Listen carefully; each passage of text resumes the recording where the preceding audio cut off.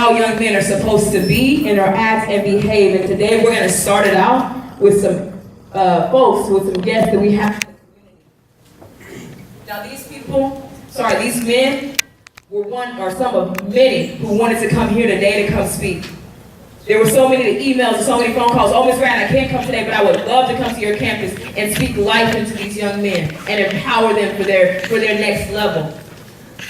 So we have 5 guests today who are going to share a little bit about themselves. Most importantly, they're going to share. Stephen and Mark Joe here. So the parts of the group, so I work for Dell, and I deal with data all day long. So you guys have technology, right? So all that technology collects data. And people watch and manage people. So I take responsibility for all of that information. It's a lot of data. The thing is work hard. I have to work very hard. Sometimes I work many hours. This weekend I'm probably going to work 48 hours over the weekend because it's a month in. We've got to process all our data to tell us how we did, how much money did we make on sales, how many customer complaints do we have, all that wonderful fun stuff. So I'm going to have to put all that data together to provide the executives and Wall Street and all folks that look at our numbers, you know, how do we do, what did we do, and all that kind of stuff. So, you know, work hard, part of the job. So if you learn to work hard here, that'll benefit you for years to come. Don't be afraid to work hard. That'll actually make you look really good to prospective employers. And that pays off in dividends you can't even imagine at this point. That's about all I got. Thank you, Mr. Robert. We appreciate that. Let's give him a wine clap on 3. 1, 2, 3. Go ahead. Distinguished staff, faculty and administration, and young gentlemen of the Garcia Young Men's Leadership Academy. I'm honored to speak before you today, and I want to thank you sincerely for the opportunity. My name is Raul Trevino. Like Mr. Huff, I also work at Dell in Round Rock, and I've had the pleasure of doing so for over 16 years. That's longer than you guys have been alive, right? So I must be doing something right, I hope.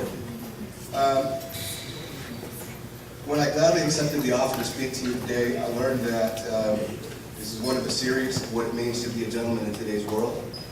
And that this will encompass everything from first impressions and the importance of it to modern chivalry and applying it in the workplace. Does everybody know what the workplace is? Yes. It's when high school is over, and if you're lucky, maybe college or university, and you become an adult and start earning your own living. It's in your future, and that's why your parents have decided that you should attend this school, because of what it can do to help you become the best that you can be. When I asked what should I talk about, I was told, we're just looking for you to take part in the creed and explain how it applies to your everyday life. And I understand, well, I'm not going to read the whole creed, you guys know it, memorized it, and it's kind of long. Other people are really talking as well. That's heavy. I mean, it's kind of a lot. I mean, I know you guys hear it all the time, but do you really realize what a monumental responsibility it all sounds like? It sounds pretty huge, doesn't it?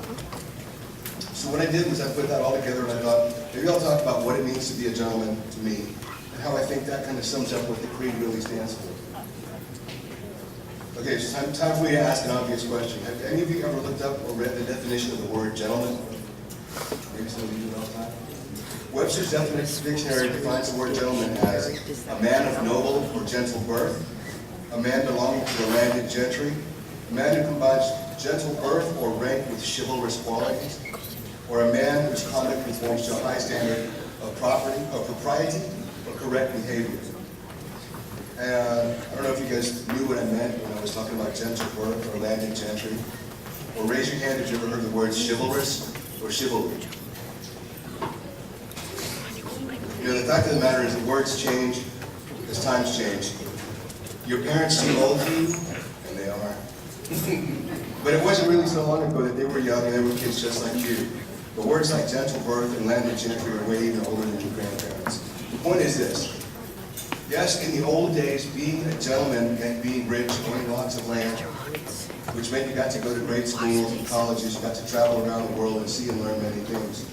But what it really meant was that you knew enough to know better, and to behave and act properly. And when I say behave and act properly, I don't mean just blindly do what your parents tell you, although you should. What I mean is you don't have to be rich to be a gentleman. Okay? It's not about money. Being a gentleman means knowing the right thing to do, having the conviction to do it. And I don't mean conviction to go to the gym. Conviction means being able to follow through with something. Think about it, just for example. If you see somebody doing something wrong, whatever it is, do you just blow it off and let it go? Or do you say, hey, that's not right? Now, when you were little, your parents taught you right from wrong, right? But as you get older, we all know when you start to listen more to that voice inside of your head. But you know and you remember the lessons they taught you when you were little, right and wrong. That is being a gentleman. It's doing the right thing always because you know that. As a father of 2 daughters, I would be doing them a great service if I didn't leave you with some words of wisdom regarding being a gentleman and what it means about girls. There are certain behaviors which are generally associated with being a gentleman when the lady is involved. You've probably heard some of the things like always open the door for a lady, always pay for dinner, buy flowers, and chocolates on Valentine's Day. All those are good ideas, but those are also some of the old ideas on owning lots of land. What it comes down to is this.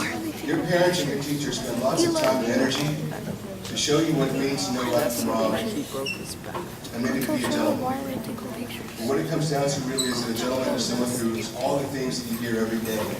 Polite, courteous, attentive, generous, caring, and selfless. But I'll tell you this, you can't be any of those things if you are not confident in who you are. It's really that simple. If you feel loved at home or by anybody, then you feel the support of your parents and family or caretakers. You know that someone believes in you, and when someone believes in you, you feel like there's nothing you can't do. And that, gentlemen, is why you are here at the Garcia Young Men's Leadership Academy.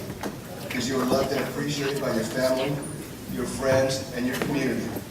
You're good enough, smart enough, talented enough, and disciplined enough to become whatever you wish to become. And your parents, your teachers, everyone here at GGYMLA has got your back. This is your support system. Use them and let them do what they do best. They're here for you, and all they want is for you to be the best that you can be, always. And who can ask for more than that? Thank you. Let's give him one round. Let's count on 3. 1, 2, 3. Well done, sir. Thank you. Mr. Sappington is going to come next, but before he does, this is just a reminder, gentlemen. There's 3 things we expect. I am. I am. 3 things we expect. Number 1, professional. Number 2, tracking and speaking. And number 3, volume at 0. We're going to segue to Mr. Sappington, who's going to talk about how he lives the creed and how he uses the creed in his everyday life. Yeah, move up. Good. What's up, fellas? What's going on? Good. So my name is Sharethis. I probably do a lot of things. I'm an entrepreneur. I run a couple of small companies here in Austin, and I really just had the privilege of waking up and doing something I love to do every single day. And it's really a privilege to be here. So I have a son who's in 8th grade, so we have some of these conversations all the time. So man, I just want to talk to y'all. The 2 things that stood out to me was taking responsibility for my actions, and then the other thing that stood out to me was just working hard. So taking responsibility for your actions, what does that look like? Like, what does that mean? And for me, what it looks like in my daily life is that you own your successes and you own your failures. What you decide that you're going to do with your life, it's not going to be based on who your mama was or wasn't, who your daddy was or was not, what some person said to you, what somebody called you, anything like that. What you decide to do with your life is all going to be based on the choices that you make and then your desire to go and pursue those things. Here's the thing though.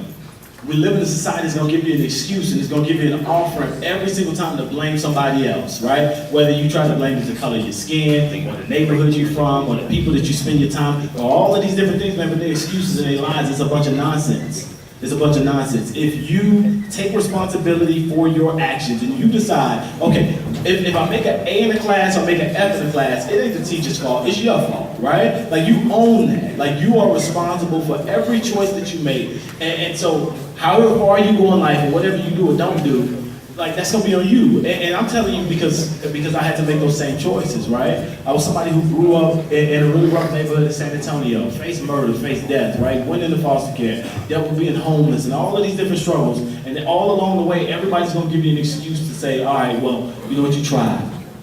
You tried your best and that's enough. But you know what, I'm gonna tell you something, sometimes your best is not enough. Sometimes you don't have to do your best, you gotta do what's required. So what that means is this, right? Your best might mean that, you know what, like you study long enough and you got a C.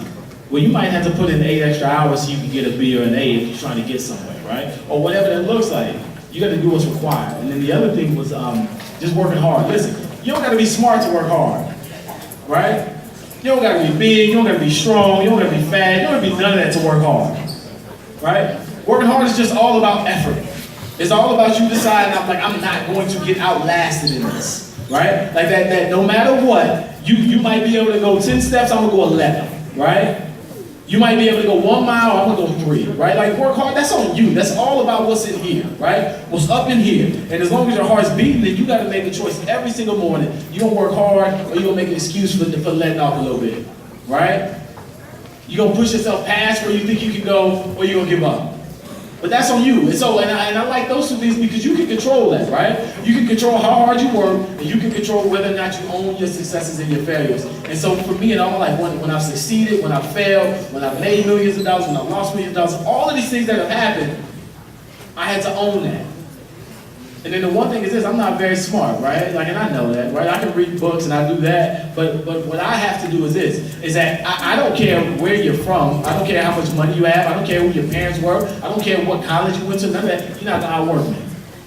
You're not gonna outwork me, because you're gonna need more sleep than me, right? You don't wanna have more fun than me, you're gonna need more leisure time, you don't wanna hang out, you don't need to take more breaks than me, you're not gonna outwork me, because I can control that.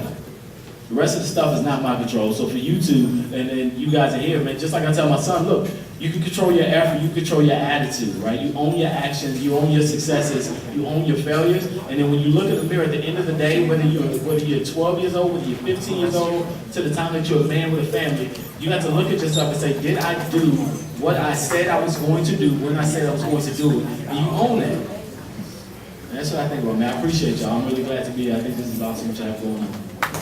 Thank you, sir. Let's count on 3. 1, 2, 3. You're not going to outwork me. That's a great segue into our next speaker. Thank you, young man, for your reminders. I am.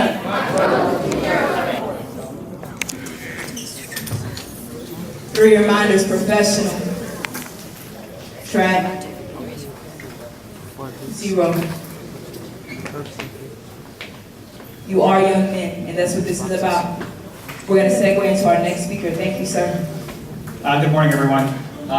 Thank you for the opportunity to come speak to you today. I really appreciate it. Guys, great speeches so far. You and I are going to talk a lot about the same things here, which you touched on. I've got here too.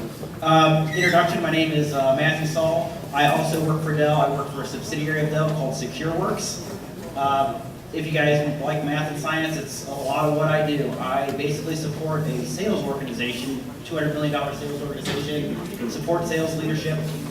I provide them information, data, knowledge to help them make better decisions, hopefully the right decisions. I actually have 3 college degrees. I have a Bachelor of Arts in Sociology, a Master of Arts in Sociology. I also have my Bachelor's of Business Administration from the University of Cincinnati. Like I said, they all kind of fed into this desire to help people with data, with knowledge. In my personal life, I'm married to a woman named Jamie. She is also a teacher, so give your teachers here a round of applause if you would.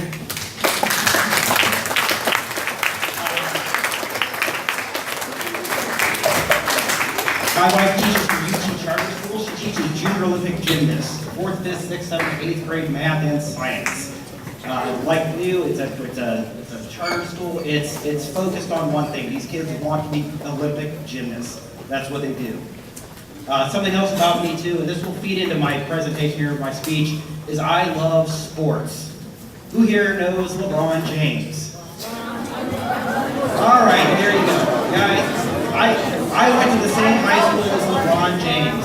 Now I was there 15 years earlier, and LeBron James came way after I did, but you know, LeBron and I, same high school. And like LeBron, I am an athlete. And I'll talk about sports and all sorts of good stuff like here. So as I looked at your creed, one of the things that stood out to me. Hold on just a second, sir. You got us a little amped up about LeBron James. Oh, sorry about that, guys. I am. 3 things, young men. Professional, track, 0. Thank you, sir. No problem. We like LBJ too. I'm really a Spurs fan, so don't worry, guys. Some of that pledge that stood out to me was like, I pledge to work hard in my classroom as well as my extracurricular arena. I will be a college man. I will be a global citizen, a lifelong learner. So what I want to do is I'm going to open up with a couple quotes, because I said I like sports, love sports, and they really do feed into life, and hopefully I can see this with my glasses on. So the first quote, you might not be able to outthink, outmarket, or outspend your competition, but you can outwork them. That's a quote from Lou Holtz. Everyone knows who Lou Holtz is? He was a famous coach at Notre Dame. He now does ESPN Game Day. The other quote I wanted to give you with is, and I can't do the accent, but everyone, you know, the Super Bowl's coming up in, what, 2 weeks? What is the name of the trophy given out in the Super Bowl? And who is Vince Lombardi? That's right, Green Bay Packers, right. Probably one of the most famous coaches of all time. And the quote from him is, all right, mister, let me tell you what winning really means.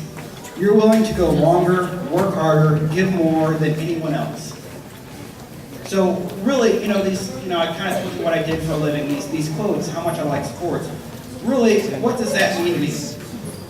I'll tell you guys, I'm not the smartest, I'm not the most technical person, I'm not the most business savvy, I'm not the most athletic.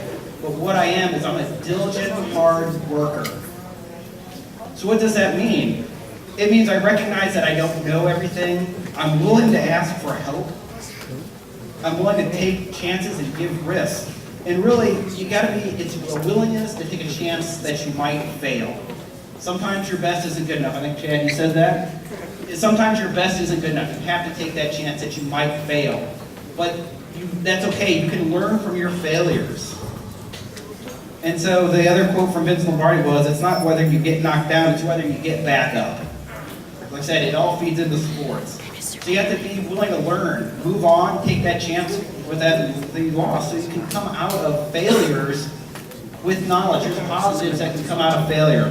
What did I learn from this failure? How can I grow from this? And there are positives that come out of a failing situation. So you need to put in the time, extra time as necessary, and really, it's a measure of success. And what do you mean by measures of success?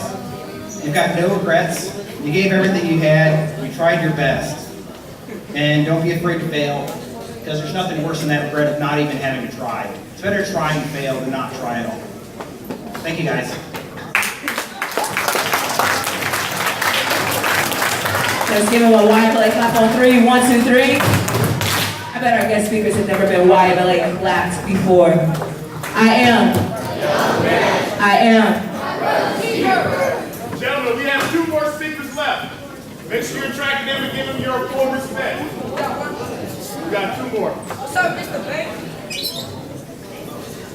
This is just a reminder. I am. I